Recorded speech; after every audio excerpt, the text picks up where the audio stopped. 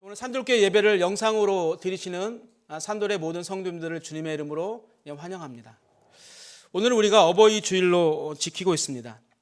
교회에서는 70이 넘으신 어르신들에게 감사한 마음을 담아서 우리 강승희 집사님이 직접 하나하나 이렇게 만든 다육이 화분을 선물로 드렸습니다. 우리 아버지 어머님들이요, 오늘 나눠드린 다육이처럼 여러분의 삶이 늘 아름답고 행복하고 기쁨이 가득 넘쳤으면 좋겠습니다. 지금 우리들의 눈에는, 아이들의 눈에는 할아버지와 할머니의 모습으로 보이지만 우리 어르신들 모두는 오래전 많은 사람들의 축복을 받으며 태어난 갓난 아기였습니다. 그런데 일제시대를 거치고 6.25를 거치고 또 IMF 경제 위기와 또 지금의 코로나 상황까지 많은 아픔과 고통의 시간들이 쌓여서 지금의 어른이 되셨습니다. 그런데 시간이 지나면서 그냥 아버지가 되었다는 이유만으로, 어머니가 되었다는 이유만으로 슬프고 힘든 일이 생겨도 슬퍼할 수 없었습니다. 그것이 부모의 삶이라고 생각했고 부모는 그래야만 한다고 생각했기 때문입니다.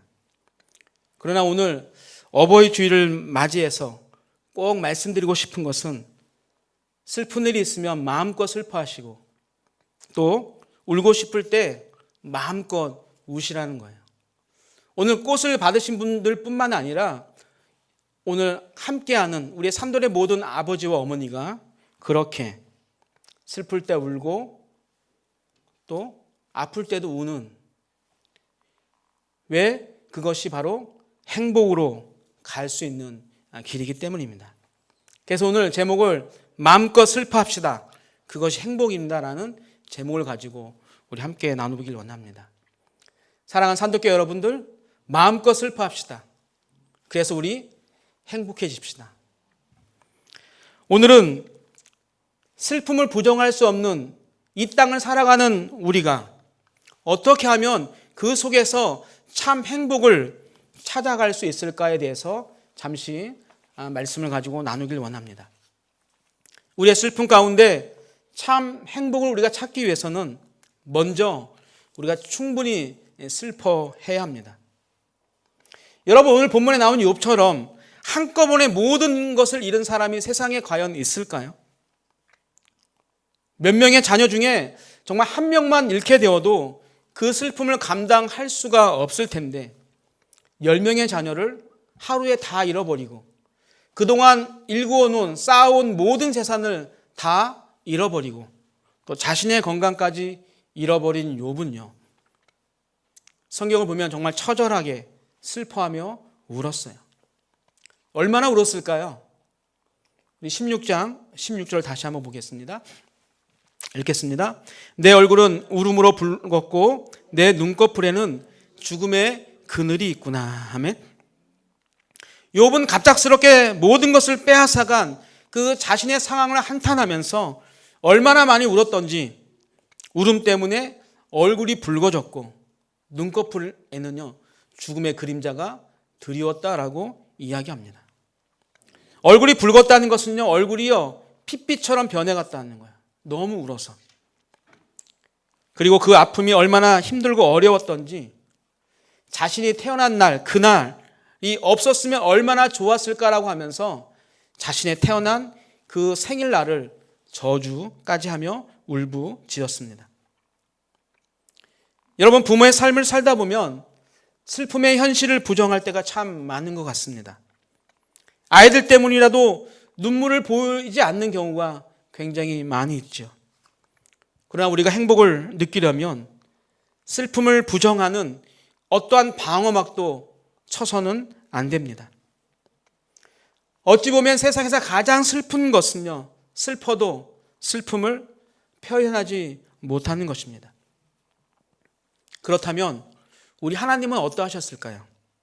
천지를 창조하신 그 하나님은 과연 슬퍼하셨을까요?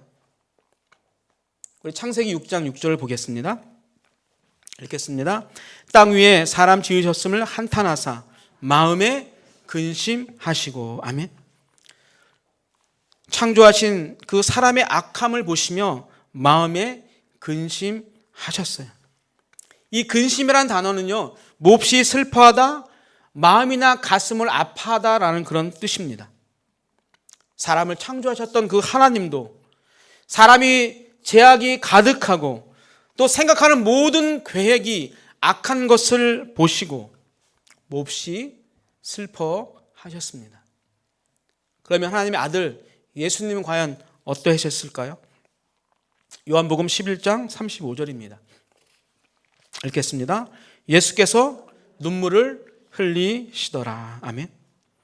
하나님의 아들이신 예수님께서는요, 사랑하는 나사로의 죽음 앞에서 눈물을 흘리십니다. 우리가 알고 있는 것처럼 잠시 후면 그 예수님의 권능으로 그 나사로를 살리실 것이지만 그 순간 죽어서 죽음 가운데 있는, 무덤 가운데 있는 그 친구의 모습을 통해서 우리 예수님은 눈물을 흘리십니다. 무엇을 말할까요? 그 순간 슬픈 감정에 우리 예수님께서 아주 충실하셨던 것을 우리가 알 수 있습니다. 그리고 십자가의 죽음을 앞두고 또 한 번 심히 놀라며 슬퍼하십니다. 우리 마가복음 14장 33절 34절입니다. 읽겠습니다.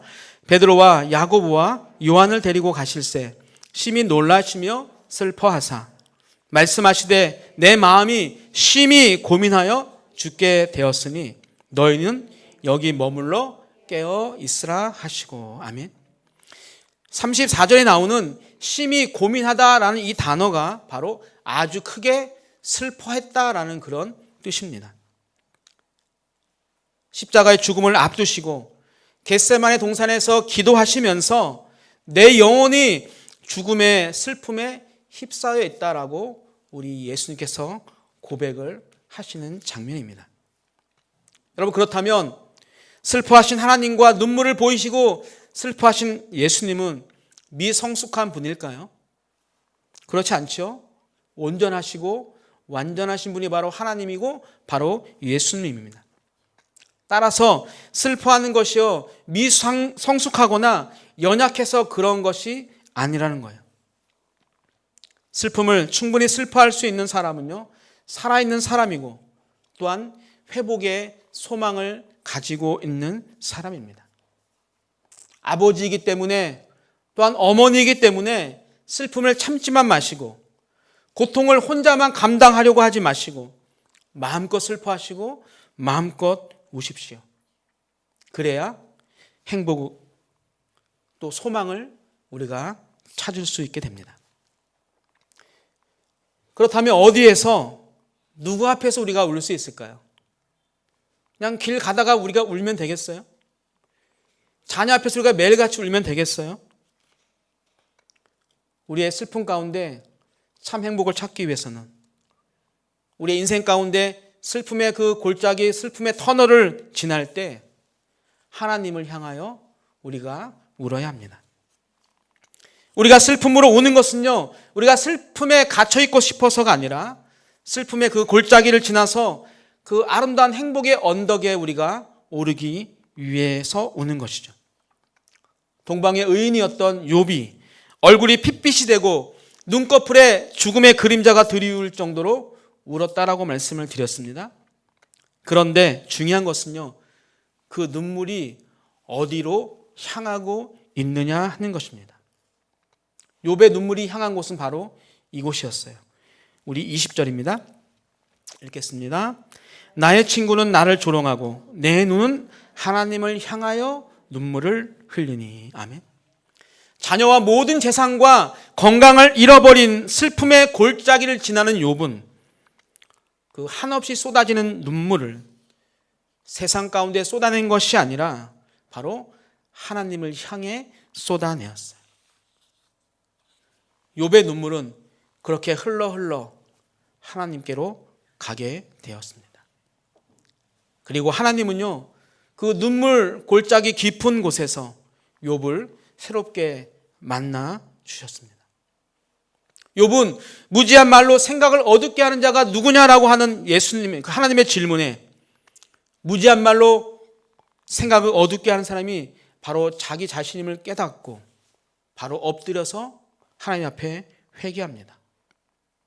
그리고 눈물의 골짜기를 지나서 하나님을 새롭게 만난 욥이요, 이렇게 고백해요. 42장 5절입니다. 읽겠습니다. 내가 주께 대하여 귀로 듣기만 하였사오나 이제는 눈으로 주를 배움나이다. 아멘. 여러분, 슬픔의 골짜기에서 그 흘리는 눈물이 하나님을 향하는, 즉 하나님께 드리는 기도가 되어질 때 우리는 하나님을요 새로운 차원에서 만나게 되어지고 슬픔의 골짜기를 지나기 전과는 비교할 수 없이 하나님을요 깊게 우리가 체험하게 됩니다. 결국 하나님을 향하는 눈물은요 우리를 치유하는 능력이 되어지는 것이고 우리의 슬픔을 행복으로 바꾸게 하는 힘이 되는 것입니다. 우리 사랑하는 또 존경하는 산돌의 아버지 어머니들이요, 혹시 사랑하는 사람을 잃었습니까? 혹시 사랑하는 일터와 사랑하는 꿈을 잃어버렸습니까? 건강을 잃고 고통의 한가운데 지금 내가 놓여져 있습니까? 그렇다면 아픈 가슴을 붙들고 충분히 슬퍼하시고 충분히 울었으면 좋겠습니다. 그러나 그 슬픔에 갇혀있지 않도록 어떻게 해야 합니까? 눈을 들어서 하나님을 바라보시기를 주님의 이름으로 축복합니다. 하나님 앞에서 울면 되는 거예요. 하나님을 바라보면서 하나님을 향하여 우는 사람은 슬픔과 절망 가운데서 일어나서 행복의 언덕으로 반드시 올라가게 될 것입니다. 마지막으로 우리가 슬픔의 골짜기를 지나면서 곁에 있는 친구의 슬픔을 함께 해야 합니다. 한강에서 실종이 되어지고 죽은 채 발견된 정민이라는 친구, 지금 뉴스에서 여러분들 많이 접해 보셨을 거예요. 이 한 청년의 죽음에 대해서 억울함을 풀어달라고 하는 그 청와대에 올린 청원글에 약 40만 명이 동의를 했습니다. 아들을 잃은 부모의 마음이 얼마나 아플지는 당해보지 않은 저는 감히 이야기할 수가 없어요. 그런데 우리가 이와 같은 상황 가운데서 특별히 조심해야 할 것이 있습니다. 바로 하나님의 뜻이 있겠지라는 그런 말입니다.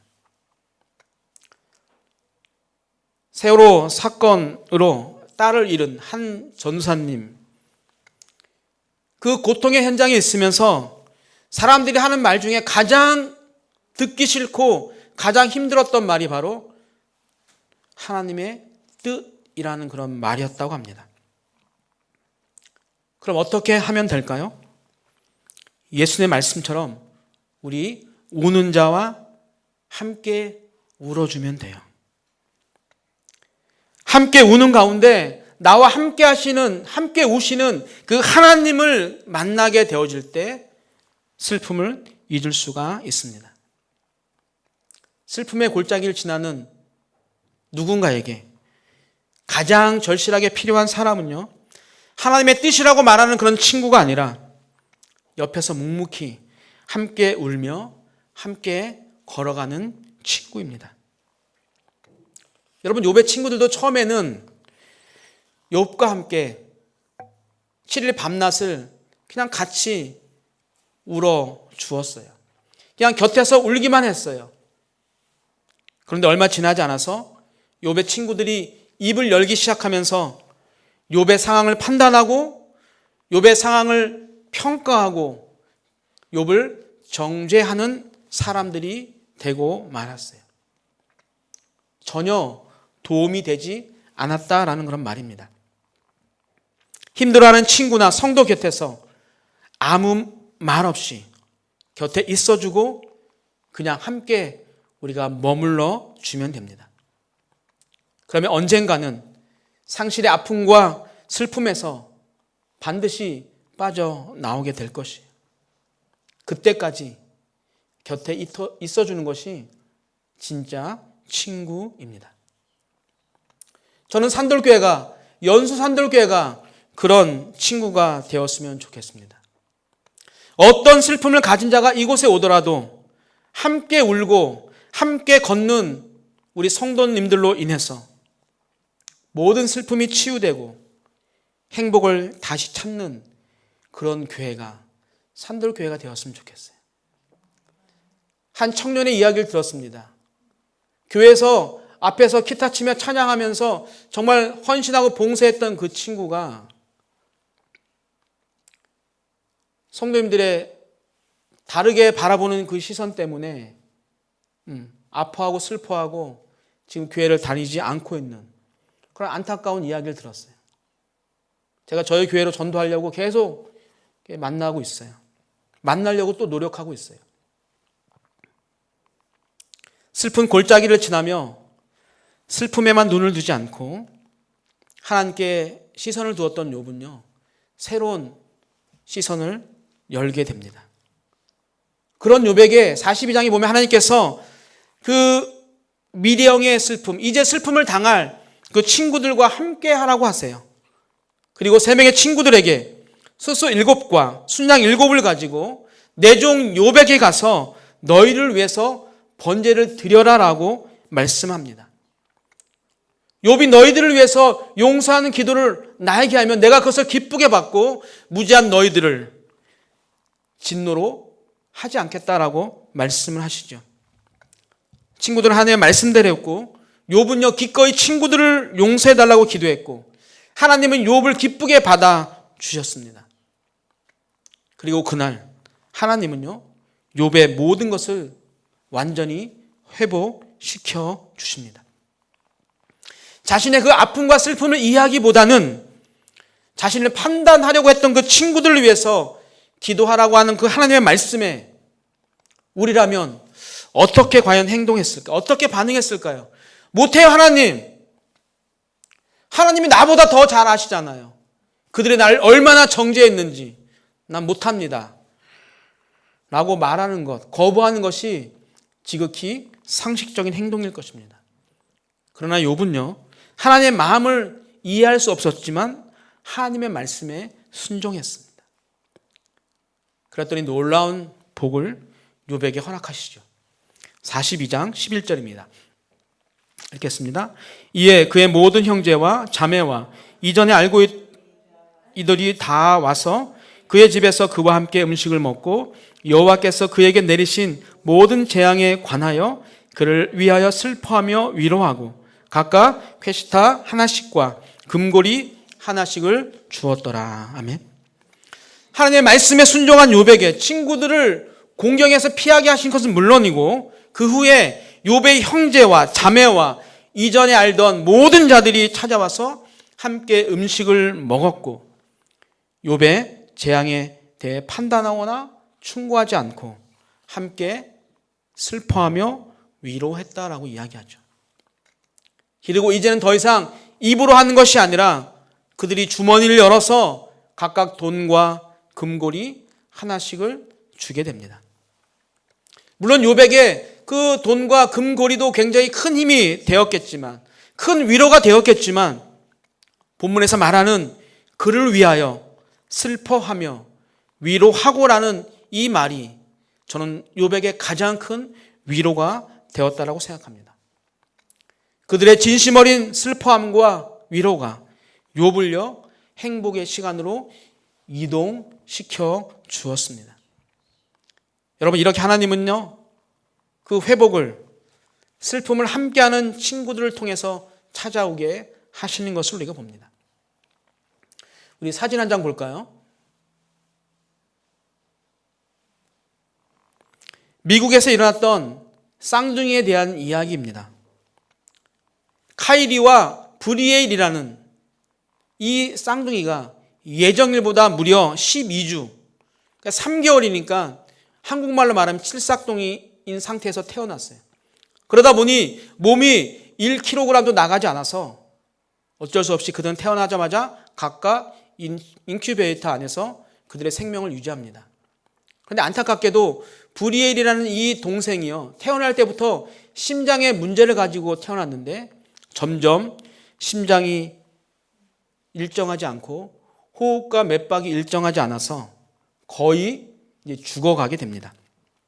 이때 19년의 경력이었던 간호사의 경력을 가지고 있었던 게일이라는 간호사가 옛날 과거에 유럽에서 써오던 그 미수가 치료법을 생각하게 되어지고 죽어가는 브리엘을 카이리의 인큐베이터에 같이 넣자라고 제안을 해요.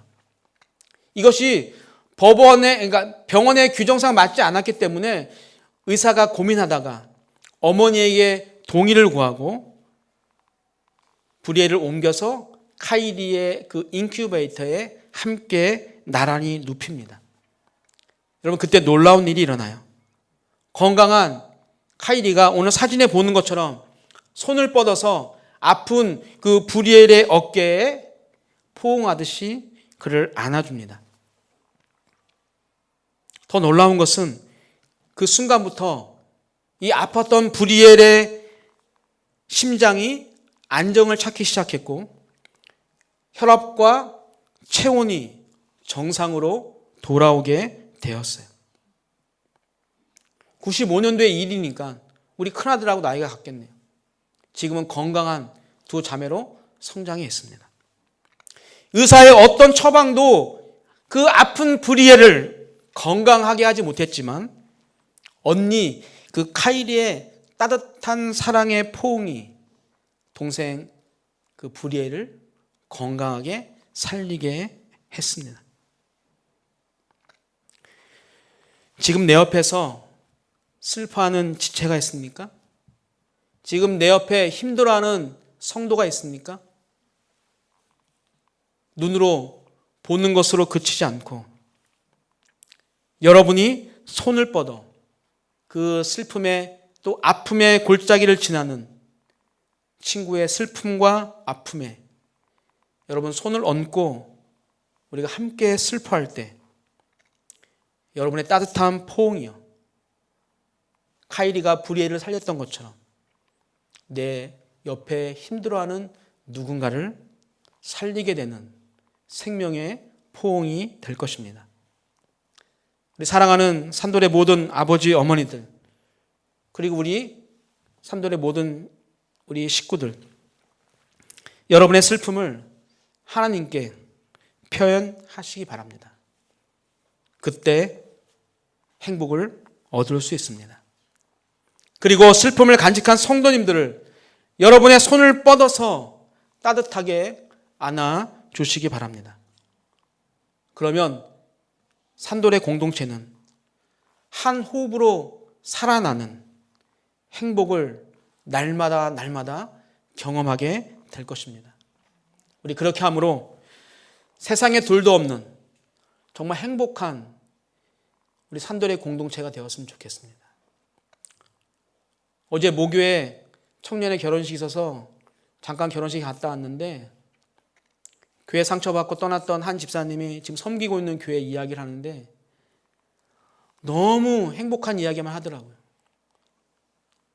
아직 전사님인데 자기 교육자를 너무너무 칭찬을 하고 또 함께하는 성도님들을 너무너무 칭찬하는 것을 이렇게 들었어요.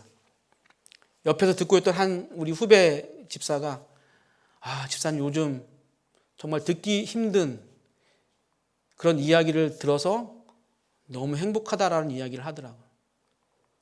그러면서 집사님 얼굴이 그래서 이렇게 환하고 밝아 보이는군요 라고 이야기를 하더라고요. 목회자로서 좀 부러웠습니다. 저를 칭찬하라는 것이 아니라 여러분들은 세상에 나가서 산돌교회를 마음껏 칭찬했으면 좋겠고 여러분이 믿는 그 하나님을 마음껏 사람들에게 알리는 그런 우리 모두가 되기를 주님의 이름으로 축복합니다.